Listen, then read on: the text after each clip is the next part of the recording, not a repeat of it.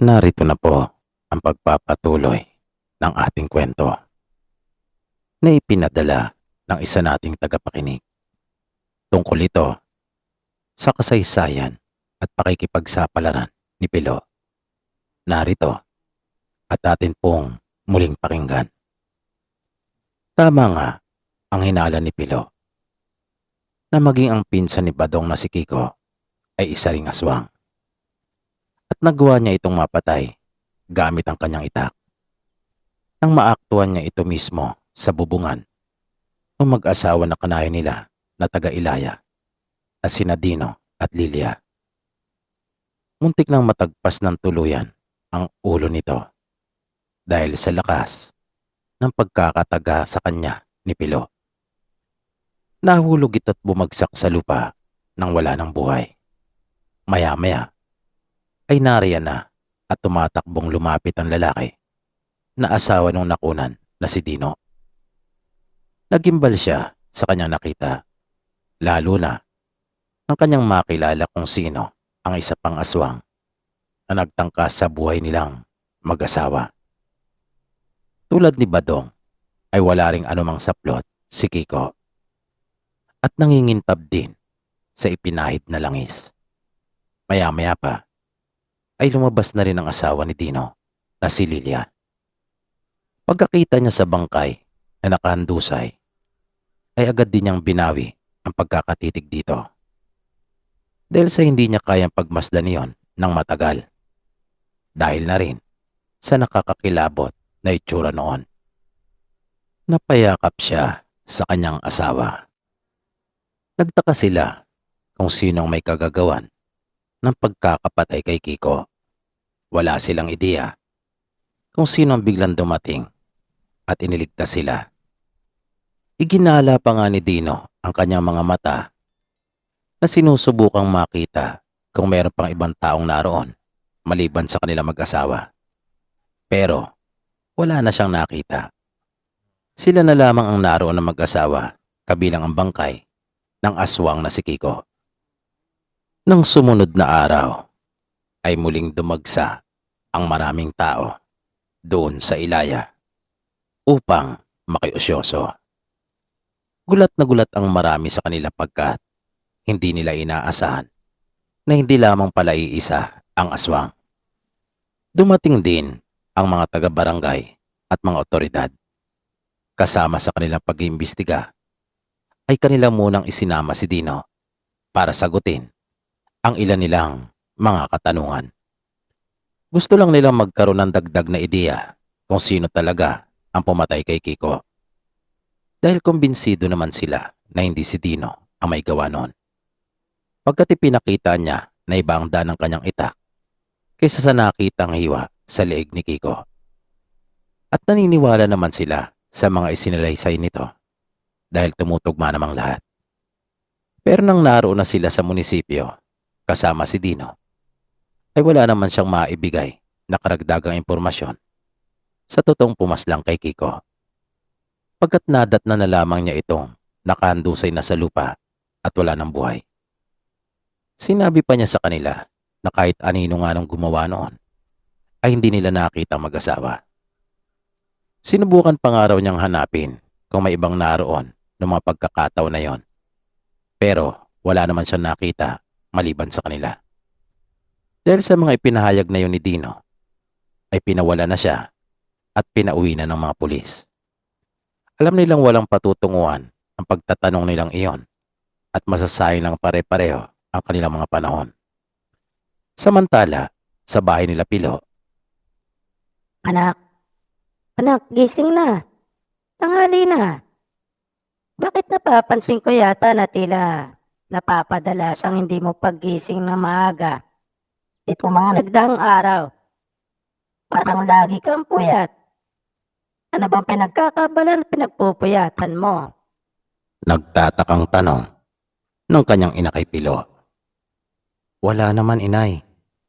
Medyo napapasarakan talaga siguro ako ng tulog nitong mga nakaraan. Pagpapalusot ni Pilo. Ganun ba? O siya, bumangon ka na. At nang ikaw ay makakain. Opo, inay. Ililigpit ko lang po itong hinigaan ko at susunod na po ako sa inyo. Sa kabilang panig naman ng kanilang baryo, isang lalaki ang nagmamadali. At ito ay si Insyong. Halos ayaw nitong huminto sa ginagawa niyang pagtakbo. Hanggat may natitirang lakas at kaya pa ng kanyang mga tuhod, ay hindi talaga ito tumigil. Maya-maya ay natanaw na niya yung bahay na kanyang destinasyon. Pakay niyang makausap si Aling Epang. Lalo pa siya nagmadali. At malayo-layo pa ay tinawag na niya ang matanda. Una nang sumilip ang anak nitong binata at inaalam kung sino ang tumatawag sa kanilang ina. Maya-maya ay nakita na rin ni Insyong ang magandang anak na dalaga ni Aling Epang na si Dulce.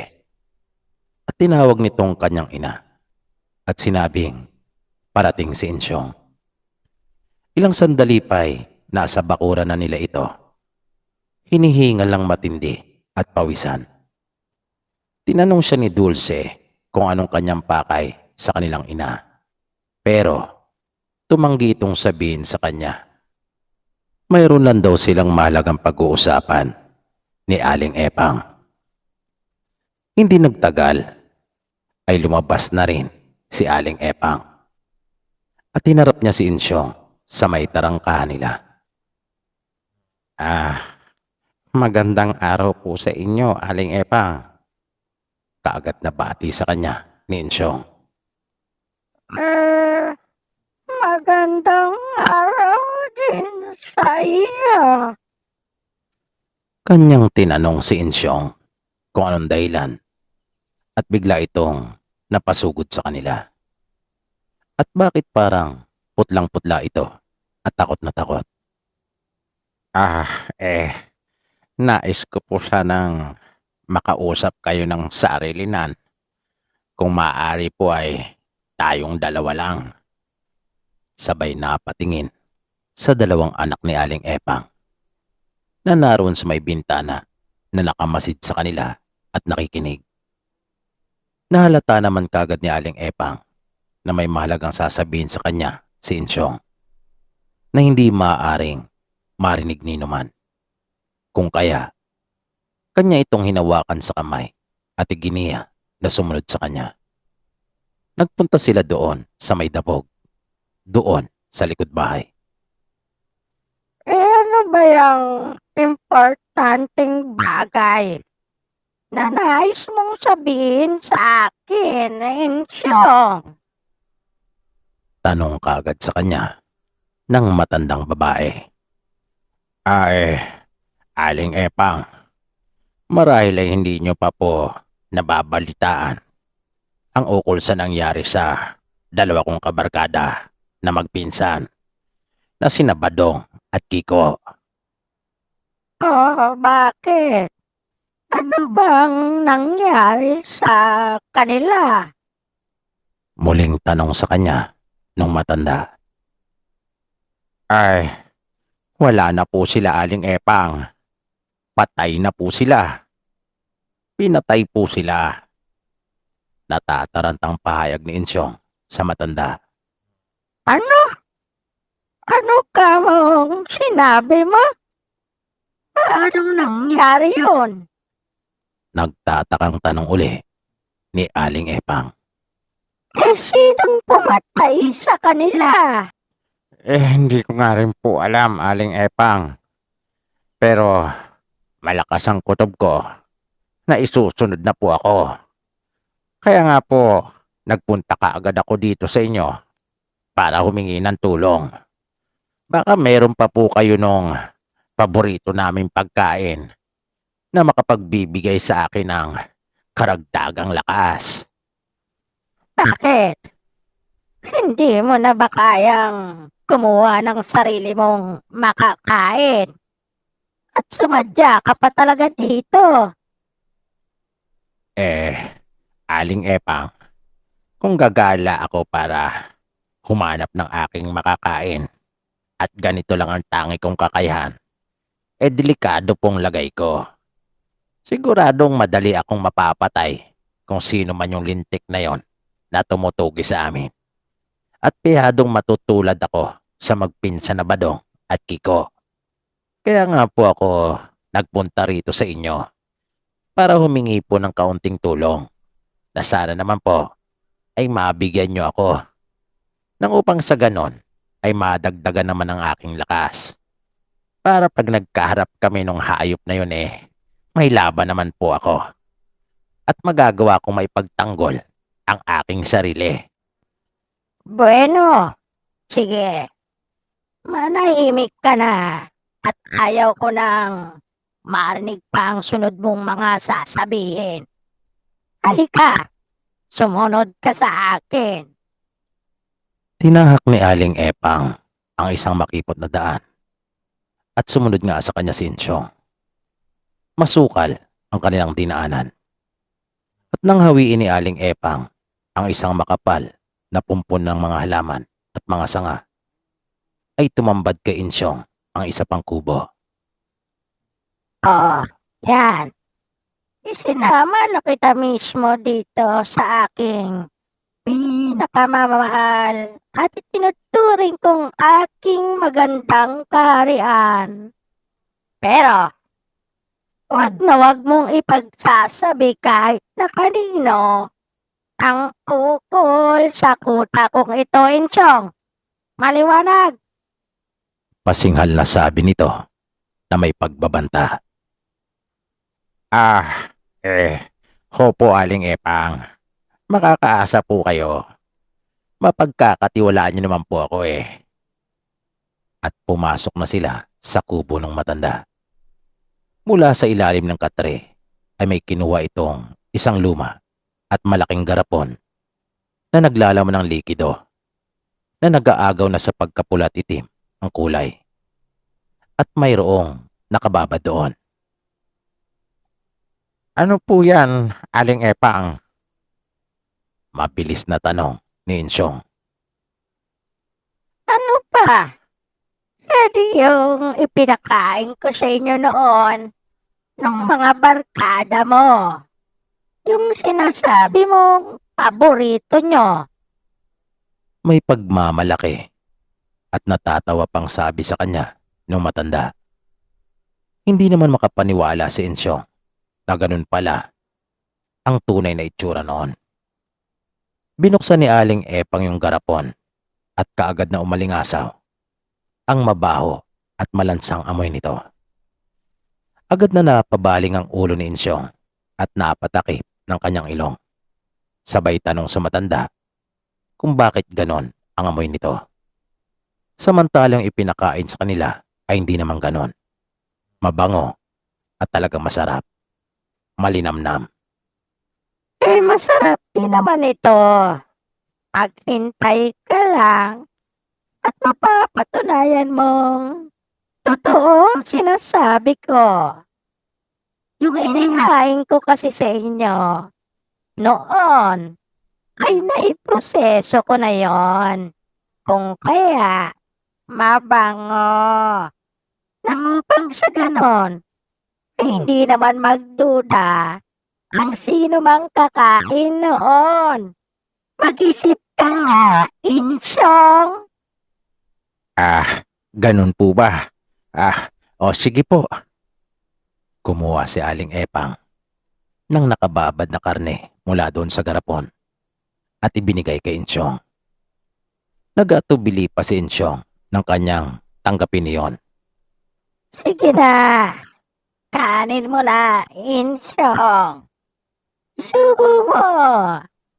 Nang malaman mong yan din mismo yung ipinakain ko sa inyo noon.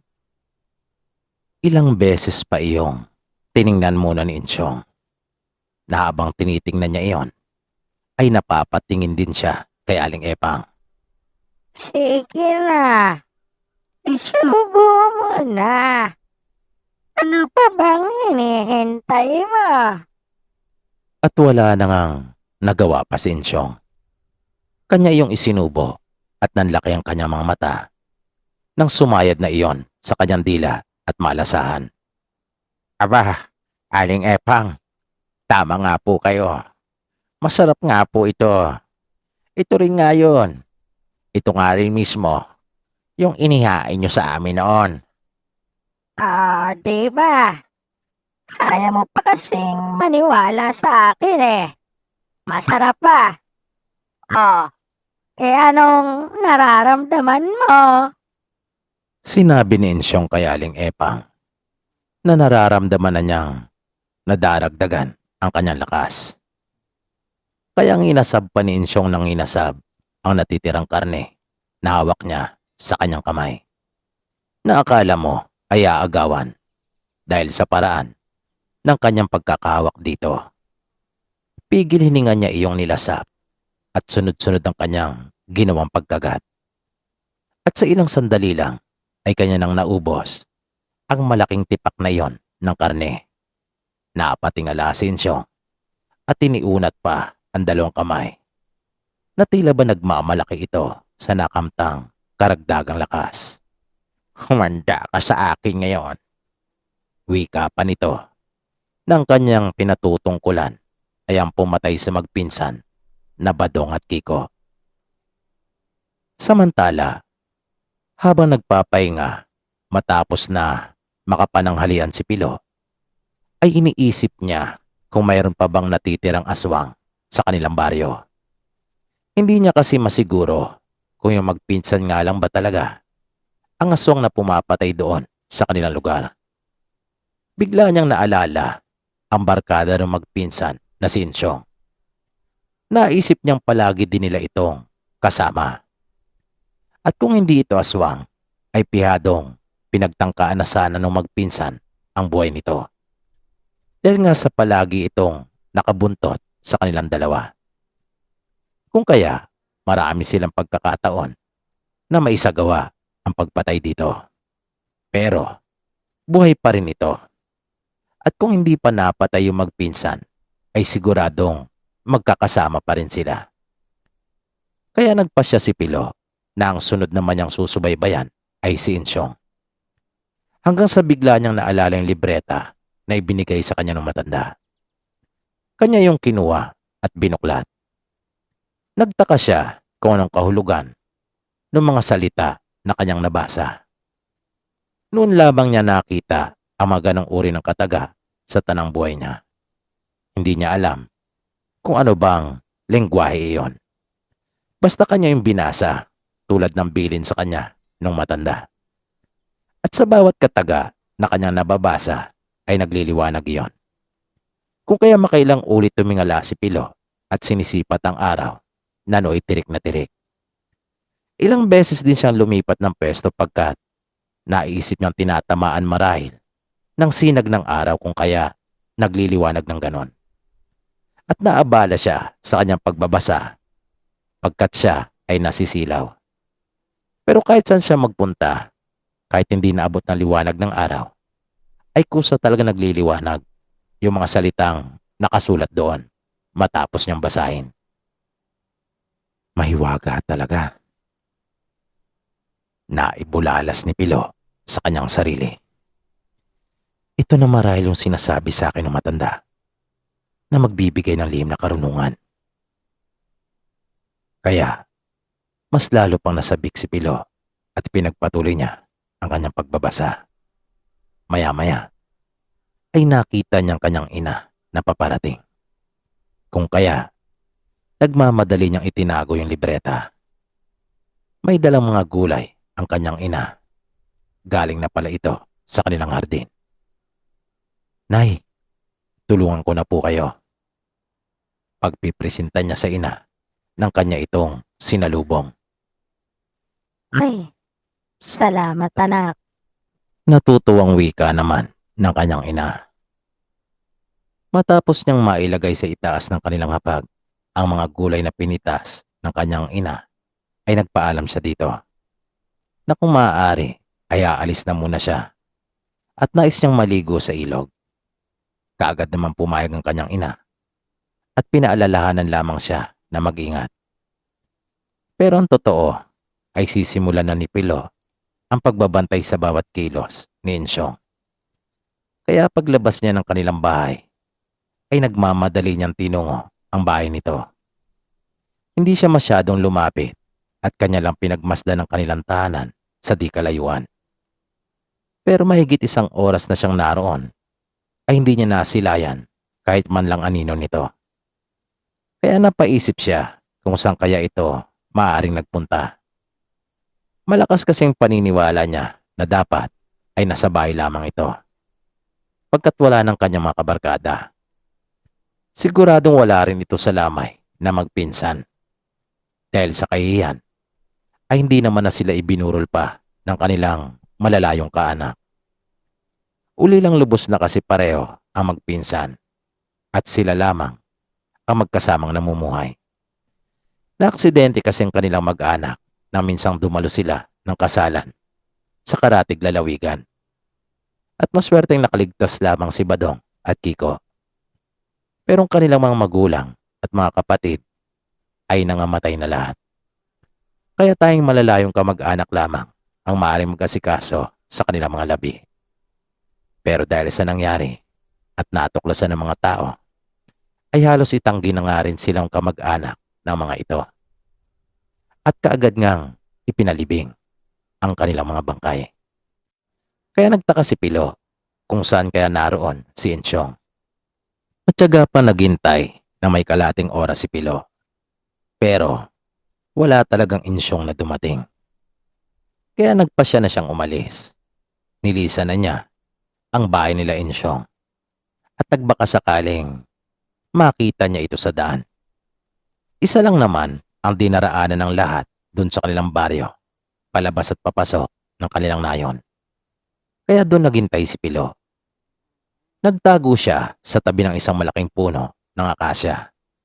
At wala pang 10 minuto ay nakita na niya si Ensyong na naglalakad. Pero nagtaka siya kung bakit wala sa ayos ang lakad nito. Hindi rin naman iyon lakad ng isang nakainom o lasing. Nakayuko ito na nakalaylay ang mga kamay na halos sumayad na nga sa lupa. At ang mga buhok nito ay nakatayo na nakabuhagag.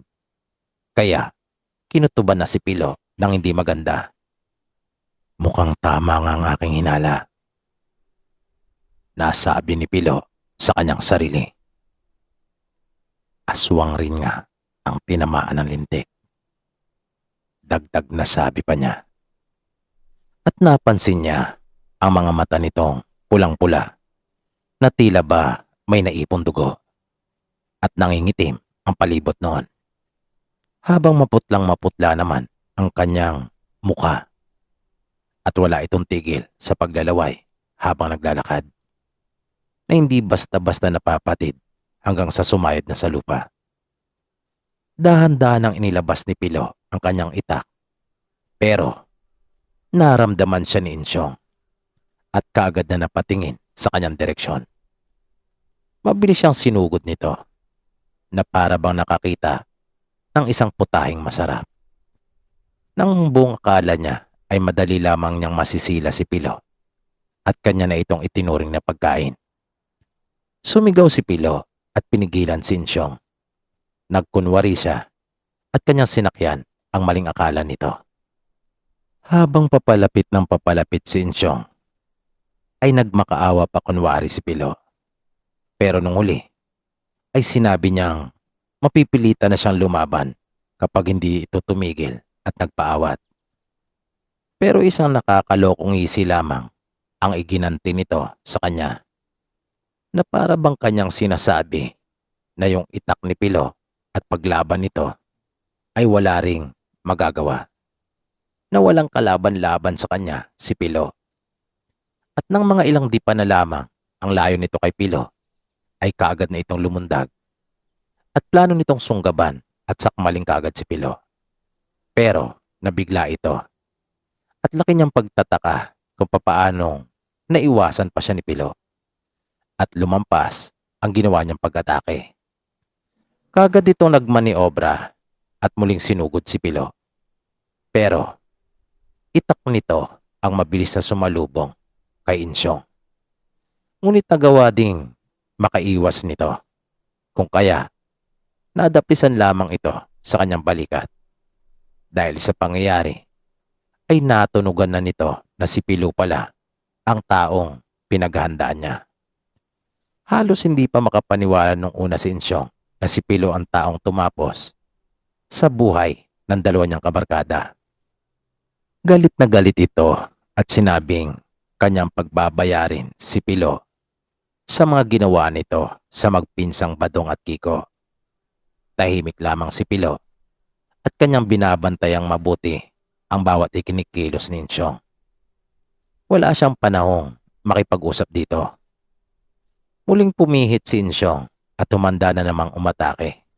Pero laking gulat na lamang ni Insyong nang bago pa siya makabuelo para muling sunggaban si Pilo, ay nahawakan na siya sa leg nito at nakabaunan ng bahagya ang matalas na itak nito sa kanyang dibdib. Takang-taka siya kung saan umuhugot ng bilis si Pilo.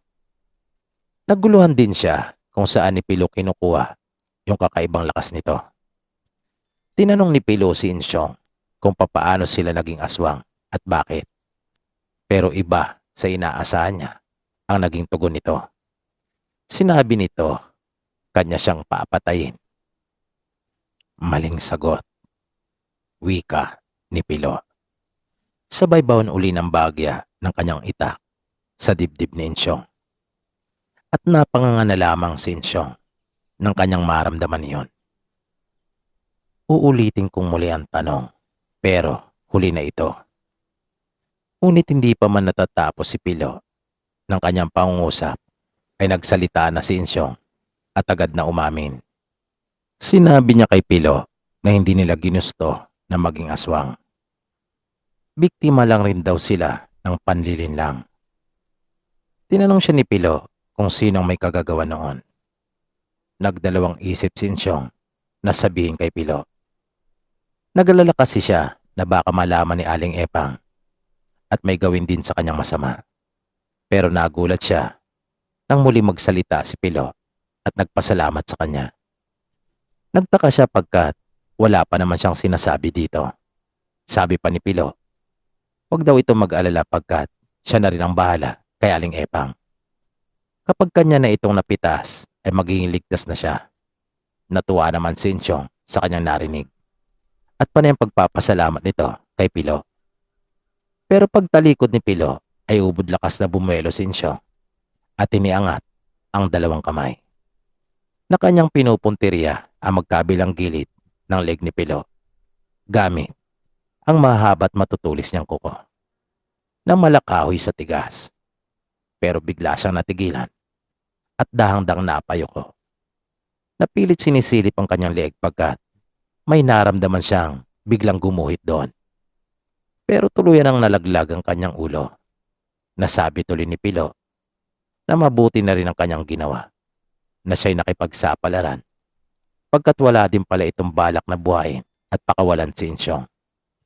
Na kung sakaling mapatay man niya si Aling Epang at ligtas na siya mula dito. Pero hindi sa kanya. Makaraan pang ilang sandali ay nagsimula ng kumalat ang dilim. Nagmamadali na siyang bumalik ng kanilang bahay. Naisip niya kasing baka mag-alala na naman ang kanyang ina. Kaya tinakbo na niya ang daan pauwi sa kanila. At nang makaramdam ng pagod, ay saka pa lang niya naalala ang kanyang kakayahan. Kaya kagad niya yung ginamit. At nakita niyang papalabas na ng kanilang bahay ang kanyang ina at hahanapin na naman sana siya. Pero nagulat ito nang siya'y makita at may dala ng 2 galon sa magkabila niyang kamay. Oh, Nay, saan po kayo pupunta? Pakunwaring tanong pa ni Pilo. Wala anak. Titingnan ko lang sana kung nakadapo na yung mga alaga nating manok. Bala ko kasi magtinola para may sabaw naman ang ulam natin. At saka may papaya kasi akong pinitas kanina. Dito po pansamantalang nagtatapos ang ating programa. At sana po'y inyong nagustuhan ang kwentong ating itinampok sa pagkakataong ito. Sana po ay patuloy niyo pang subaybayan ang mga susunod pa nating kwento. Maraming salamat po. At hanggang sa muli.